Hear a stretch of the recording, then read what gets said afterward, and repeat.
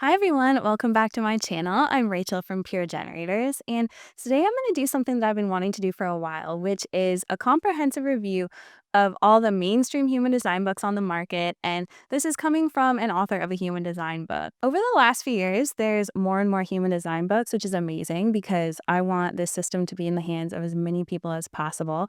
And a book is such an accessible way to begin to learn about human design. But just like us unique humans, each book kind of has its own DNA and its own purpose. So I thought it would be helpful to give you my honest take on what's out there, what's worth your money, what's missing crucial information, and which books are best for the stage of the human design journey that you're at. I'm going to include my own book, but I promise I won't be biased. So let's get into it. Let's start with the granddaddy of all the human design books.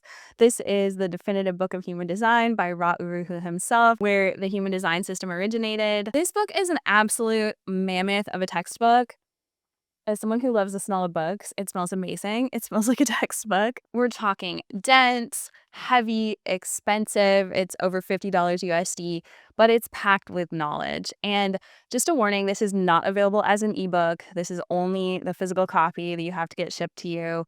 And so if you're someone who likes to read on your tablet or phone, you're out of luck with this one. It only comes in this format. But let's talk about what's inside this beast. So Ra covers everything. He's got the centers, type, authority, strategies, definition, circuits, channels, gates, all 12 profiles, the incarnation crosses, and even the 6 lines that come from the I Ching on each individual gate. So there really is no other book out there that is as comprehensive as this one is. This is very much a reference book. It's not really something that's going to guide you through in this like friendlier conversational way. It's very dense, it's very theoretical. I particularly enjoy that this includes incarnation crosses when there isn't really another like comprehensive human design book that covers that. There is specialty book that covers that by Chetan Parkyn. And the descriptions of the incarnation crosses are not long, but it's nice to have them and they do help when you're trying to figure that out. I've been learning human design for 6 years now. It is my main profession and I still pull out this book at least a few times a year to reference something. So for a very serious human design practitioner or someone who really wants to study this system, this is an incredible resource. This is not a book for people who want to understand themselves better necessarily. It's more so a book for people who really want to understand human design as a system. It's not beginner friendly. It's not a quick read.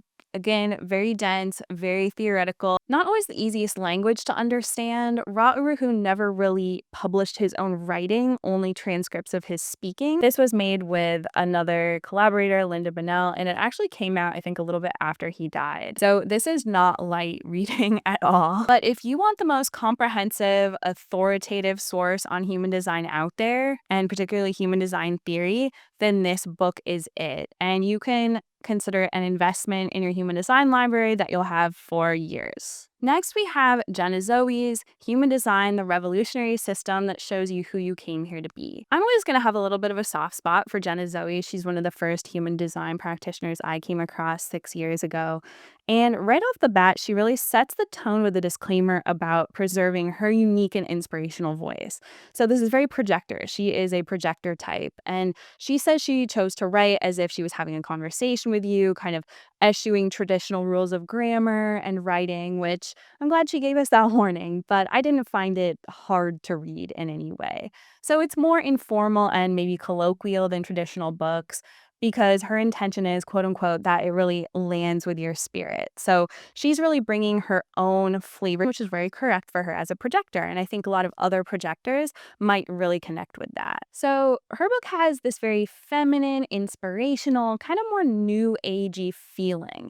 She's talking about becoming your highest self, and she has these graphics with affirmations like stop giving others the permission slip to tell you how powerful you are and give it to yourself.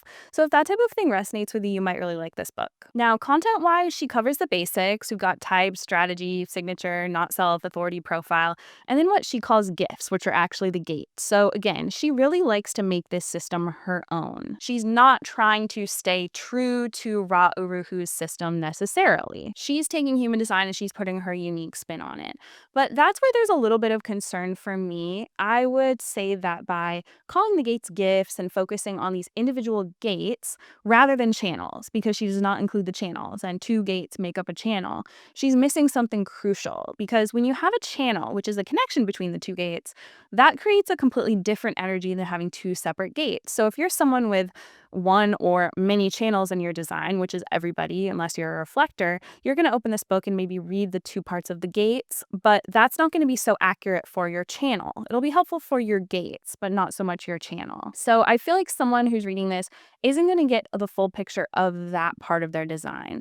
The other parts are pretty comprehensive. They have enough information, but that's the one that made me be like, yeah, this probably wouldn't be a book I would recommend as someone's main human design book. And then here's a big one. So she doesn't cover the energy centers at all. And for me, there's no way that a human design book can really be complete without including that. So again, I don't know that I could recommend this as the only book you get about human design. The conversational tone is very approachable. And if you're someone who likes that, I think this really might speak to you. She has a broader message about why we're deconditioning, which I've always appreciated. But the lack of some of that information for me is just a deal breaker on this being your only human design book. Next, let's talk about Dr. Karen Parker's Understanding Human Design, The New Science of Astrology, Discover Who You Really Are.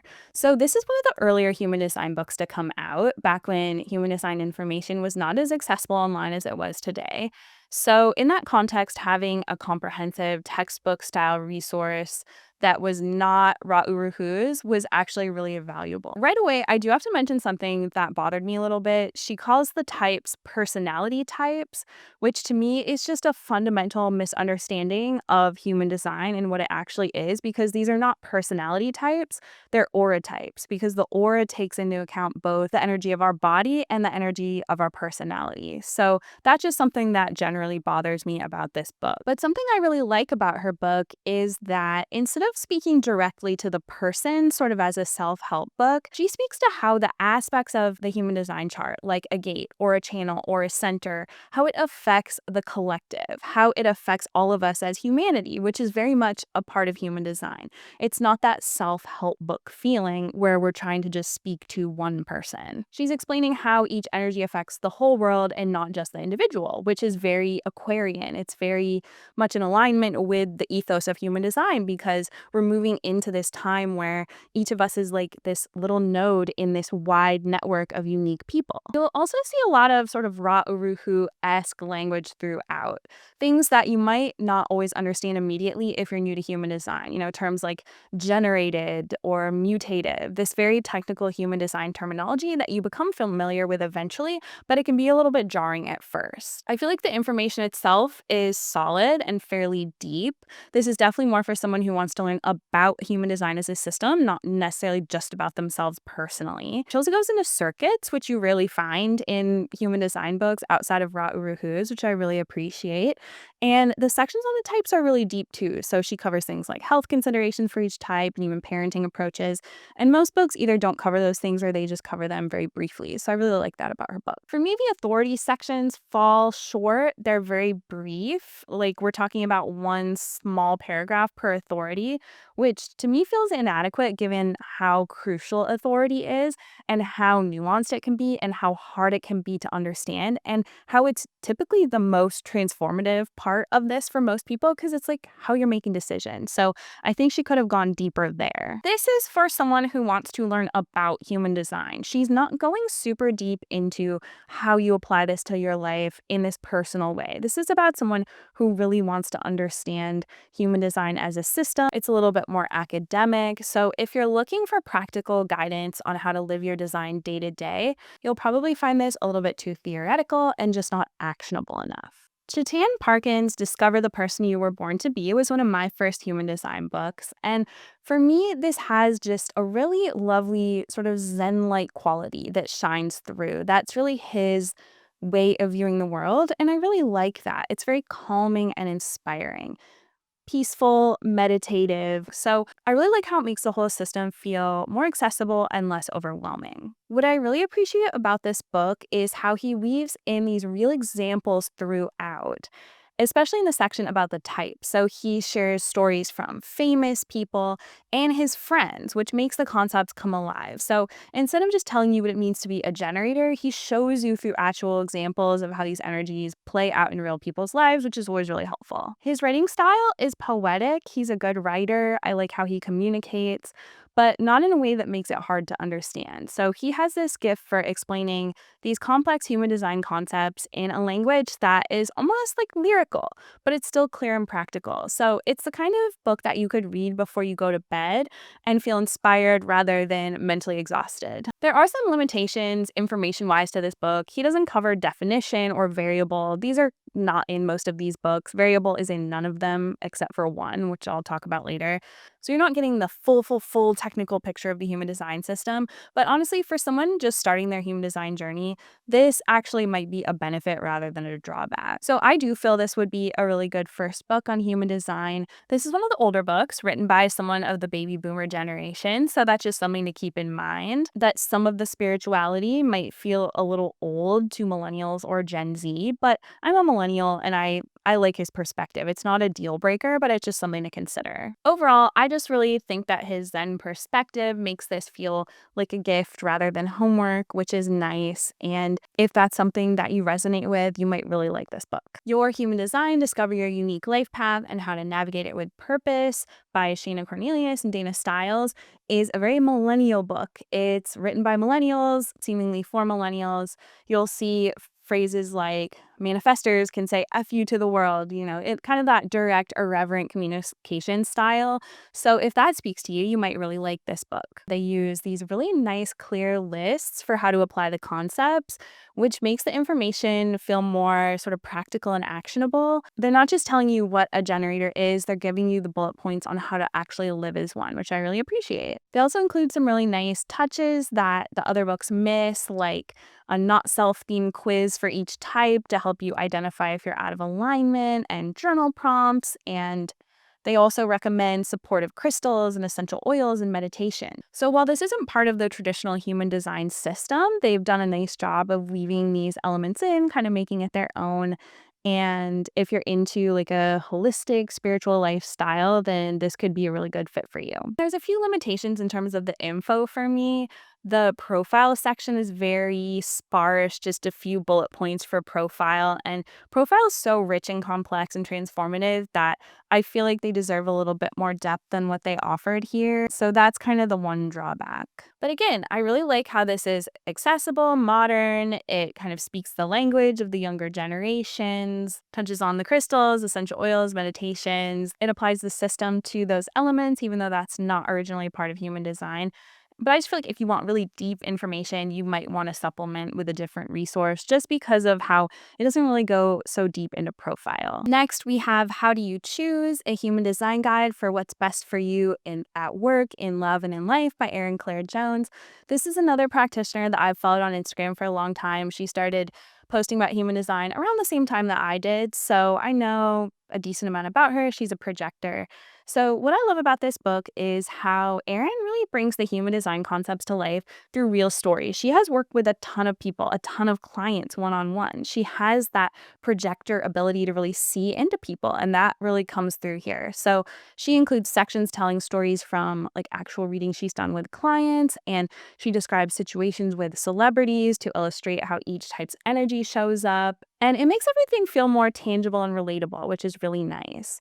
She doesn't posit this in any way as a human design information book. That's not the point. This is her view on how human design can help you make choices in life. And I like that she narrowed it down to that. It's in the title. How do you choose? The sections on type feel really practical and deep. Like I said, she's a projector. She really sees into people. And I also really like that she lists popular roles and career paths for each type or things that might be aligned, because I think that a lot of people who are attracted to this book may not want to be human design experts, but they want to see how this can change their life and how they can actually apply human design to their vocation.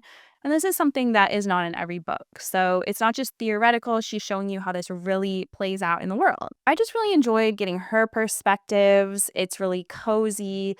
It's really warm, and it feels like you're having a conversation with her rather than reading a textbook. But what's important to understand about this book is that it only covers type, strategy, and authority.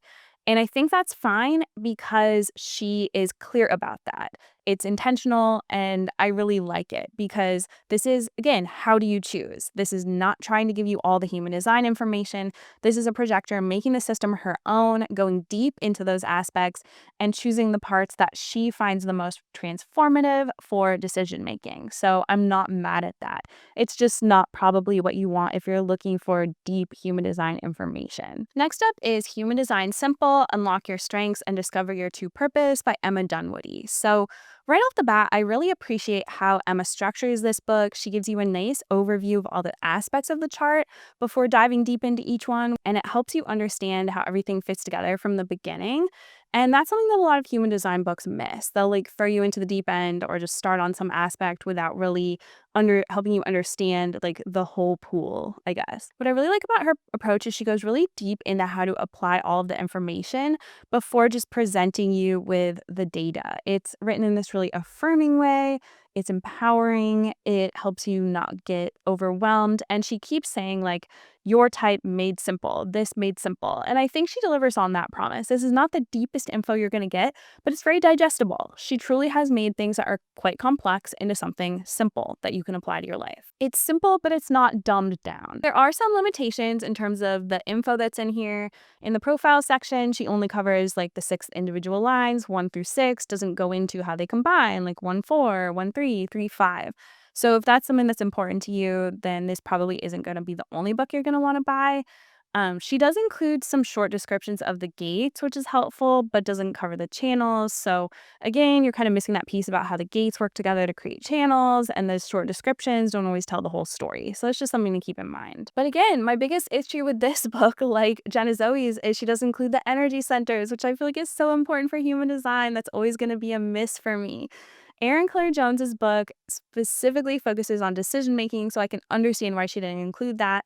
But these other books that are about the whole system, I feel like they need the centers. So yeah, that's just a miss for me on this one. Your Soul Map by Aycee Brown and Asha D. Ramakrishna is a little bit different among all of these books, but I really wanted to include it because I think it's really important. Full disclosure, I have a personal relationship with Aycee Brown. I've known her for many years. We've collaborated on projects together. So I've known about this book since it was in development. And for me, this is an essential book for everyone studying human design. I got so many interesting perspectives from this. And the reason is because Aycee and Asha chose to focus on the BIPOC lens.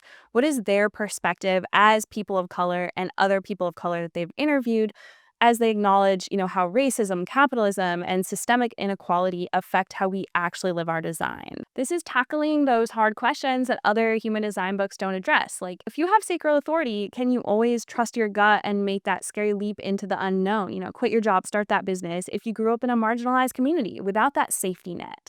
Like, what if you don't have that generational wealth or family support behind you? If following your passion is that really realistic advice for you? If you're doing something like supporting multiple family members, like these are the types of questions that this book speaks to, among other things. They're not saying that human design doesn't work for people of color. They're just saying that we need to apply it thoughtfully and consider the actual systems and inequalities we're operating within in the US and beyond, which is very in alignment with the human design ethos. None of us is the same. We're all coming from different perspectives, different conditioning, and it's really important to acknowledge that. Beyond interviews with people of color within the human design community, most of which I'm familiar with, these really solid people who gave some really interesting perspectives, this book also has information in it. So it has type, strategy, authority, profiles, definitions, centers, and some brief info on the gates. So it's solid. It has some really good info in there too, through their lens.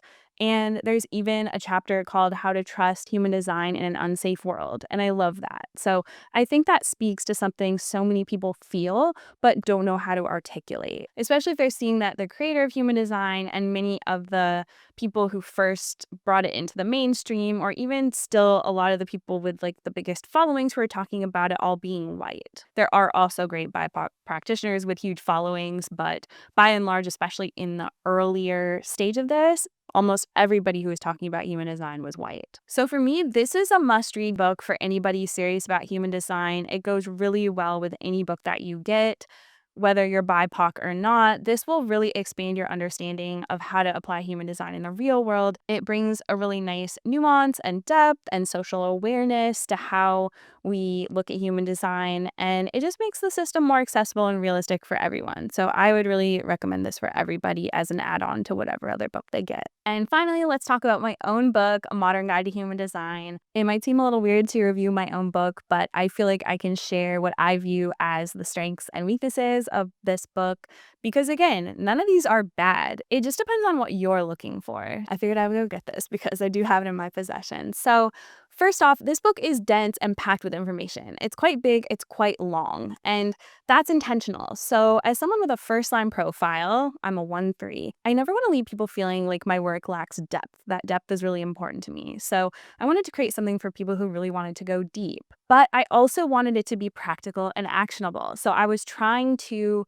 kind of balance those two things when I created this book, and I feel like I succeeded at that. I wanted to create something that is a true reference guide, but it's a practical reference guide, if that makes sense. This is something you can come back to over and over again for the rest of your life. I open it all the time when I am helping someone out or writing content or whatever. I still revisit this all the time because it's like the reference I always wanted. I would also say this is probably one of the more like graphics and visual heavy of all of the books, which was important for me just because that is a big part of my work and how I've shared it online over the last 6 years. I would say the biggest differentiator of this book versus the others is that I cover variables. So your environment, your motivation, your digestion, and your perspective. And this is actually the only one out of all these books that covers that information. I felt that that information had been gatekept, and for me, releasing that in a very accessible way was really important. So I opted to include that information. So if that's something you're looking for, you can find that here. Again, it doesn't go deep into like all the deepest theoretical parts of this because I wanted it to be something people can apply because in particular, that information is very applicable to daily life. So that's one thing that makes this book different. One of the comments I've gotten on a lot of the reviews, you can go check them out on Amazon or wherever books are sold online, is that it has a very warm, encouraging tone, which is kind of how I am as a person. So I wanted that to really come through, and I'm glad that people picked up on that. So it's a very loving, accepting, encouraging, warm way of looking at your design because in my eyes, as a vessel of love, everyone is perfect exactly the way they are. And it's just about like releasing your unique version of that perfection in a way. So yeah, who would I recommend this for? I would say people who want comprehensive information and depth without it being too theoretical or academic. You can learn a lot about the system through this book, but you can also apply it to your life. So it's kind of part self-help book, part reference. So those are all the books that we're talking about today. That was a lot. But I would say this is a good opportunity for you to practice your decision-making authority. It might not be fully logical which one of these you're drawn to. So whatever your authority is, you can calculate it on my site at puregenerators.com. You can ask my AI or a mate about your authority if you don't know anything about it because you can get a free trial. But try to use your authority. Like for me as a sacral authority, I would just choose the one that I feel the most drawn to, even if I don't understand why. If you're an emotional authority, maybe sleep on it before you go buy one of these. Yeah, thank you for watching. I hope this helped you make a decision on what human design book is best for you. Comment below and let me know which one you chose. Also hit like and subscribe because I'm always sharing new human design, Aquarian age, me living my generator life content. All right, I'll see you next time.